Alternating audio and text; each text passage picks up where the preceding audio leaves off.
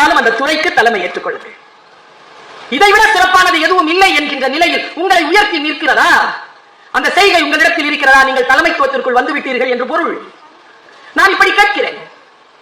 அடுத்தவங்களுக்கு நம்ம ரொம்ப நல்ல லீடருங்க, சூப்பர் லீடர் நம்ம அடுத்தவங்களுக்கு. நான் எப்பவுமே சொல்லுவேன், நமக்கு ஏதாவது பிரச்சனையா இருந்தா நம்ம வக்கீல் ஆயிரும். பாத்துருக்கீங்களா? இந்த போஸ்டிங்ல டக்கு டக்குன்னு இருப்போம். நம்ம அடுத்தவங்க தப்பு செஞ்சா ஜட்ஜ் ஆயிரும், டக்குன்னு ஜட்ஜ் ஆயிரும். கரெக்டா மேடம்? அவ்வளவு பாதிக்கப்பட்டிருக்கீங்க. ஆமான்ட்டாங்க அவங்க. அப்போ அடுத்தவர்களுக்கு தலைமை ஏற்க துடிக்கின்ற நாம், இதோ இந்த சகோதரி இந்த மண்ணில் சில சிந்தனையை விதைத்து போகிறேன். இன்றிலிருந்து உங்களுக்கு நீங்கள் தலைமை ஏற்க தொடங்குகிறேன். ஒரு பேனர் பார்த்தேன், 2 ஆணும் பெண்ணும் கட்டி பிடிச்சிட்டு ஒரு போட்டோ, கல்யாண நாள் அப்படின்னு போட்டிருக்குது. இன்னைக்கு 27ஆம் தேதி. ஆனா நான் பார்த்தது, அந்த போட்டோ பார்த்தது 18ஆம் தேதி. அந்த போட்டோவை நான் 18ஆம் தேதி பாக்குறேன், கட்டி பிடிச்சிட்டு இருக்குதுங்க ரெண்டும். கல்யாணம் இன்னைக்கு தான். அதுக்கு முன்னால ஒரு 10 நாளாவது இருக்கும் போட்டோ ஷூட் முடிச்சு. இன்னைக்கு பிரார்த்தனை பண்ற அந்த கல்யாணம் நடந்திருக்கணும். ஒரு ஊர்ல ஒரு காட்டுல ஒரு கழுதை இருந்துச்சான். கழுதை டாங்கி. அந்த கழுதைக்கு வயிறு நிறைஞ்சிருச்சு. சில கழுதைகளுக்கு வயிறு நிறைஞ்சா திமிர் வந்துடும். அதுக்கும் திமிர் வந்துருச்சு. திமிரோட நடந்துச்சு. பசிச்சு ஒரு புலி உட்கார்ந்து இருந்துச்சாங்க. புலியை பார்த்து, ஒன்னும் சாப்பிடல போல இருக்கு. ஆமா, நான் வயிறு ஃபுல்லா சாப்பிட்டேன். எனக்கு தெரியும், நான் புல்லு சாப்பிட்டேன். நீ புல்லு சாப்பிட மாட்டேன்னு எனக்கு தெரியும். இருந்தாலும் சொல்றேன், புல்லு சாப்பிட்டேன். பல்ல கடிச்சுக்கிட்டே புலி சொல்லிச்சு, நான் புல்லு சாப்பிட மாட்டேன், ஆனா புல்லு சாப்பிட்றவங்களை சாப்பிடுவோம், போயிடும் மரியாதையா. தன்னை இன்சல்ட் பண்ணிருச்சா புலி அப்படின்னு நினைக்குது கழுதை. எப்படியாவது புலி ஏதாவது சிக்கல்ல மாட்டணும். இல்ல, உங்ககிட்ட ஒரு டவுட் கேட்கறேன். பசி வந்தா பத்தம் பறந்து போயிருமாமே, உனக்கு சரியா நாலேஜ் இருக்கான்னு கேட்கறேன். இப்ப நான் சாப்பிட்டேன்ல புல்லு, அது என்ன கலர் இருந்துச்சு? புலியில போயிரு. இல்ல சொல்லு, போயிடுறேன். என்ன ஒரே வார்த்தை தானே சொல்லு. சரி போ, கிரீன். சாப்பிட்டது நானு, நீ எப்படி கலர் சொல்வ? ப்ளூ. ஏய் இங்க பாரு, நான் புல்லு சாப்பிட மாட்டேன், ஆனா அது கிரீன் எனக்கு தெரியும். நான் சாப்பிட்டவன், நான் சொல்றேன் ப்ளூ. 2 பேருக்கும் ஆர்குமெண்ட் முத்திருச்சுங்க. சண்டையினுடைய உச்சத்துல மற்ற மிருகங்கள் எல்லாம் கூட்டிட்டு போய் சிங்கத்துக்கிட்ட நிறுத்திட்டாங்க. இப்போ நம்ம எல்லாருமே இந்த புலியா கழுதையா சிங்கமானு தெரிஞ்சுக்கணும். நான் யாருன்னு எனக்கு தெரிஞ்சு போச்சு, நீங்க யாருன்னு தெரிஞ்சுக்கோங்க. சிங்கத்திட்ட போச்சா? சிங்கல என்னடா பிரச்சனை சார்? நான் சாப்பிட்ட புல்லுக்கு இவன் கலர் சொல்றான் சார். என்னப்பா கலர் சொன்ன? என் தலை புல்லு கிரீன் தானே தலை, பசியோட இருக்கேன் தலை, புல்லு தலை. பிறந்தது வந்து சாப்பிட்றேன், நான் சொல்றேன் ப்ளூ. எங்கடா சாப்பிட்ட? கழுதை கிட்ட கேக்குது சிங்கம். எங்க சாப்பிட்ட? உன் ராஜ்யத்துல தான் சாப்பிட்ட. என்ன கலரா சாப்பிட்ட? கிரீன். எனக்கு தெரியும் சார், இந்த புலி மாதிரியே நீங்களும் புல்லு சாப்பிட மாட்டீங்க, ஆனா கலர் சரியா சொல்வீங்க நம்பிதான் சார் நீதிமன்றத்துக்கு வந்திருக்கிறேன். எது? கழுதை. சிங்கம் கிடைச்சான். சாப்பிட்டியாடா? சாப்பிட்டேன். எப்போதுல இருந்து சாப்பிடுற? பிறந்ததுல இருந்து சாப்பிடுற. என்ன கலர் சாப்பிடுற? ப்ளூ தான் சாப்பிடுற. ப்ளூன்றத நீ நம்புறியாப்பா? நம்புறேன். கிரீன் இல்லையா? இல்ல. சரி போ, ப்ளூ தான் போ. சார் என்கிட்ட போராடிக்கிட்டே இருக்கு சார், இதுக்கு ஏதாவது தீர்ப்பு சொல்லுங்க சார், அப்பதான் போவேன். ஏய் இத கூட பேசினல்ல நீ, 5 மாசம் பேசக்கூடாது. சைலன்ஸ். எட்டி உதச்சிட்டு ஓடிடுச்சு கழுதை. புலி கேக்குதுங்க சிங்கத்துக்கிட்ட. அது போய் சொல்லிச்சு, நீ ராஜா தானே, செத்து சுண்ணாம்பாய் நிக்கிறேன், சத்தியத்தை பேசிட்டு என்ன வாய மூட சொல்லிட்ட, அதுக்கு விடுதலை போன்னு. அது எட்டி வச்சுட்டு வர போகுது கழுதை. எனக்கு என்ன தண்டனையை கொடுத்த? காரணத்தை சொல்லு. சிங்கம் காரணத்தை சொல்லிச்சு, கேட்கவே வீட்டுல எடுத்துட்டு போங்க. நீ புலி, கணக்கில் மனிதர்கள் சிறப்பாக இருந்தால் உன் பெயரை தான் சொல்லுகிறார்கள், வீரத்தில் சிறப்பாக இருந்தால் உன் பெயரை தான் சொல்லுகிறார்கள். நீ மிக அற்புதமான ஒரு மிருகம், கழுத மாதிரியான விலங்கோட ஆர்கியூ பண்ணனல்ல, அதனால தான் உனக்கு சைலன்ஸ்ங்கிற தண்டனை. அது சொல்லிட்டு சொல்லிச்சிங்க ஒண்ணு, அதான் நமக்கு பாடம்.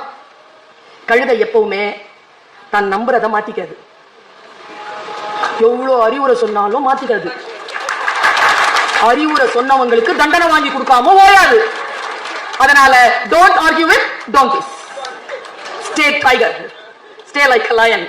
அவ்வளவுதான். நான் யோசிச்சு பார்க்கிறேன், இந்த விஷயங்கள் எல்லாம் யாரிடத்தில் எப்படி பேசுவது, எப்படி பேசாம பல நேரங்களில் நான் சொற்களால் ஆனவள் என்று சொல்வார்கள். நான் உண்மையில் சத்தியத்திற்கு சாட்சியம் சொல்கிறேன், நான் சொற்களால் ஆனவள் இல்லை. இந்த மேடையில் மட்டும்தான் நான் சொற்களால் ஆனவள், இந்த உலகத்திற்கு மட்டும்தான் மேடைகளில் நான் சொற்களால் ஆனவள். எனக்குள் நான் மௌனங்களால் ஆனவள். நான் நிறைய மௌனத்தோடு இருக்கிறேன். நிறைய வாசிக்கிறேன், நிறைய பயணம் செய்கிறேன். யோசித்து பார்த்தால் இது எல்லாம் செய்வதனால் தான் இது கிடைக்கிறது என்பதுதான் அடிப்படையில் உண்மை. எதை செய்வதனால் எது கிடைக்கும்? நான் ஒரு நகை வாங்குறதுக்கு என்ன பண்றீங்க? ஒரு சேலை வாங்குறதுக்கு நீங்க பண்ற அநியாயம். ஒருத்தர் கேட்டார் என்கிட்ட, என்னங்க அப்படி மேட்சிங் அப்படி எவ்வளவு நேரம் செலவழிச்சு புக் வாங்குறது இல்ல, புடவை வாங்குறீங்க. என்ன பார்டரும் வாழ்க்கை தான் மேட்சிங்கா அமைய மாட்டேங்குது பல பெண்களுக்கு. புக்கு போய் வாங்குறது இருக்குல்ல, பெண்களுக்கு சொல்கிறேன், புத்தகங்கள் வாங்குங்கள், வாசியுங்கள். புத்தகங்கள் வாசிக்க தெரிந்த பெண்களை பார்த்து அவர்களை ஏமாற்ற இந்த உலகம் அச்சப்படுகிறது. இதை கையில வச்சுட்டு சுத்தாதீங்க. சின்ன பெண்கள் சொல்றேன், உண்மையாவே நீ ரொம்ப ஒரு மாற்றத்தை ஏற்படுத்தணும்னு நினைக்கிறியா, ஒரு அட்ராக்ஷன் வரணும்னு நினைக்கிற, கையில புக் எடுத்துட்டு போ. அது மிரட்டுற மாதிரியான ஒரு புக், ஷேக் வேற எடுத்துட்டு போ கையில. நான் சொன்னா உனக்கு ஏன் கோபம் வருகிறது அப்படிங்கிற ஒரு புக், பெரியார் புக் கையில பிடிச்சிட்டு போ. டாபிக்கே போதும், முன்னால இருக்கிறவன் தள்ளி நிற்கும். உங்களுக்கு நல்ல தலைவராக நீங்கள் இருக்கிறீர்களா? உங்களுக்கு நல்ல நண்பனாக நீங்கள் இருக்கிறீர்களா? உங்களுக்கு நல்ல ஆன்ம நேயனாக நீங்கள் இருக்கிறீர்களா? நீங்கள் உண்மையிலேயே லீடர் ஆவதற்கு தகுதி உடையவர்களாக இருக்கிறீர்கள். புத்தக வாசிப்பு என்பது சாதாரண விஷயம் இல்லை. என்கிட்ட மீரா மேடம் கேட்டாங்க, ஏன்னா எப்ப பார்த்தாலும் செய்யற வேலையை வச்சுதான் பேர்லாம் காணாம போயிடும். அவங்க தாசில்தார், அவங்க பேராசிரியர், இவங்க பேச்சாளர், பேர் வரலாறு முக்கியம் அமைச்சர் அவர்களே அப்படின்னா பேர் முக்கியம், பேரோடு சொல்லணும். இப்ப அவங்க என்கிட்ட கேட்டாங்க, நிறைய படிப்பீங்களோ? எனக்கு அதுக்கு பதில் சொல்ல தெரியல. என்ன அளவுன்னு கேட்டேன் அவங்க கிட்ட. நிறையனா எவ்வளவு? எவ்வளவு படிக்கிறது? இப்படியா? இவ்வளவா? வாசிக்கின்ற வாழ்க்கை இருக்கு இல்லையா, வாசிக்கின்ற வாழ்க்கை யாருக்கெல்லாம் இருக்கிறதோ அவர்கள் ஆழ் மனதிற்குள் தலைமை பண்பு கொண்டவர்களாக திகழ்கிறார்கள்.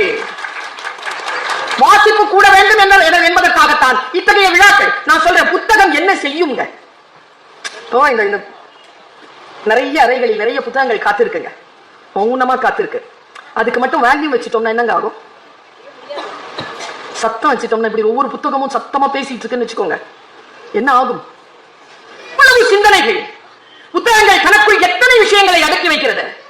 மைய தலைமை கொள்ள வேண்டுமா? புத்தகங்களை வாசியுங்கள். நான் இப்பொழுது கூட ஒரு புத்தக கண்காட்சியில் சொல்லிவிட்டு வந்தேன், படிச்சுக்கோங்க.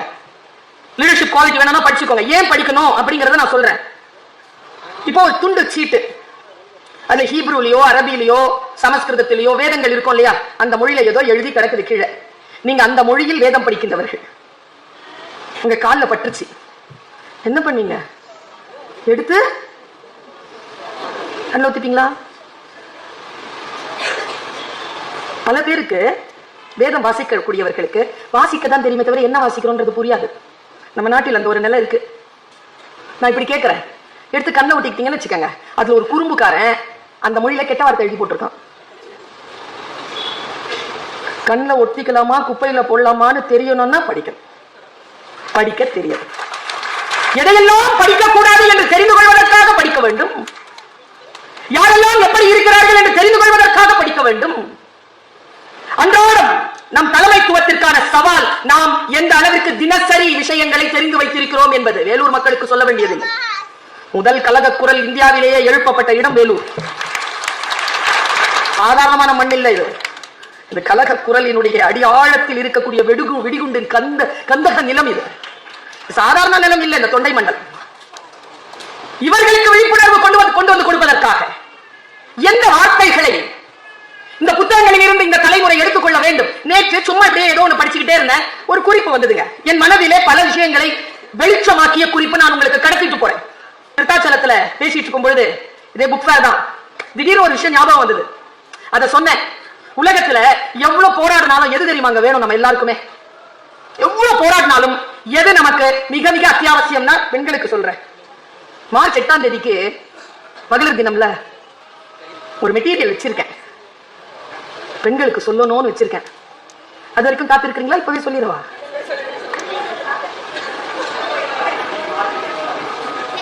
உங்களுக்கு எல்லாம் அகேன்ஸ்ட் ஆனது தான். சரி, வர்றது வரட்டும், கேடு ஒரு மாசம் கழிச்சு வரட்டும் தோணுதா பாருங்க. இப்பவே சொல்லு. எனக்கு என்ன சொல்லிட்டு போறேன். இங்க பாருங்க, எதை இழந்தாலும் சுதந்திரத்தை மட்டும் இழந்து விடாதீர்கள். விடுதலை, லிபரேஷன், அடிமைத்தனத்தோடு ஒரு காலமும் இருக்காதீர்கள். அன்பாருங்க. சுயமரியாதை அப்படிங்கிறதுக்கு தந்தை பெரியார் தருகின்ற விளக்கம் என்ன தெரியுமா? எனக்கு யாரும் பெரியவன் இல்லை என்று சொல்லுவது இல்லை சுயமரியாதை. நான் யாரையும் விட உயர்ந்தவன் இல்லை என்று சொல்லுவதுதான் சுயமரியாதை. அப்படி கேட்கிறேன், புத்தகங்களை பற்றி நீங்கள் என்ன நினைக்கிறீர்கள் அப்படின்னு கேட்டா எங்கேயோ படிச்சதெல்லாம் ஞாபகம் வரும்ல. புத்தகத்தை பத்தி என்ன நினைக்கிறீங்க? நான் ஒரு முறை மீட்டிங்ல பேசிக்கிட்டே இருக்கும் போது என்கிட்ட ஒரு பெண் எழுந்துச்சு கேட்கிறா. சின்ன பெண், ஒரு 13-14 வயது இருக்கும். அது எப்படி எவ்வளவு பழைய விஷயங்கள் எல்லாம் அப்படியே கொஞ்சம் கூட குறிப்பே இல்லாம அப்படியே பேசிக்கிட்டே இருக்கிறீங்க, எப்படி மெமரி? எனக்கு அதுக்கு எப்படி பதில் சொல்றதுன்னு தெரியல. ஏன்னா அது தவிர்த்து மற்ற எந்த குப்பையையும் நான் சேர்த்துக்கிறதே இல்லை. சரியா? இன்னும் ரொம்ப அழகான விஷயம் சொல்லவா? மகாபாரதத்துல ஆகப்பெரிய மனித சமூகத்தின் சாபம் சொல்லப்பட்டிருக்கு. ஆகப்பெரிய சாபம் என்ன தெரியுமா? யாருக்கு கிடைத்த சாபம் தெரியுமா? கர்ணனுக்கு கிடைத்த சாபம்.